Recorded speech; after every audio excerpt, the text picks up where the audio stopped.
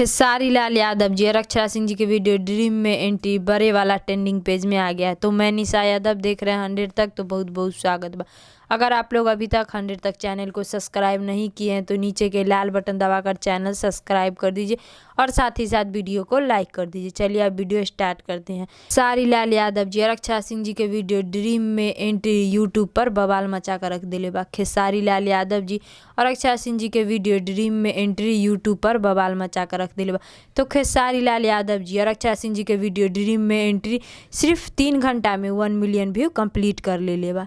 खेसारी लाल यादव जी और अक्षरा सिंह जी के वीडियो सिर्फ 3 घंटा में 1 मिलियन व्यू कंप्लीट कर ले बा।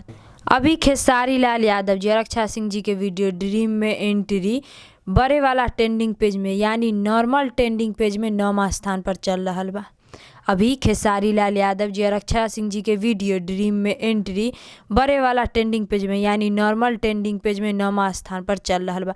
अगर आप लोग अभी तक खेसारी लाल यादव जी के वीडियो ड्रीम में एंट्री को नहीं देखे हैं तो आप लोग भी जाइए सारेगामा हम भोजपुरी यूट्यूब चैनल पर और खेसारी लाल यादव जी और अक्षरा सिंह जी के वीडियो ड्रीम में एंट्री को देखें और देखकर नीचे कमेंट बॉक्स में बताइए कि आप लोग को देखने में कैसा लगा। जिन दर्शक लोग अभी तक खेसारी लाल यादव जी और अक्षरा सिंह जी के वीडियो ड्रीम में एंट्री के देख लिए हैं उन दर्शक लोग को बहुत बहुत धन्यवाद।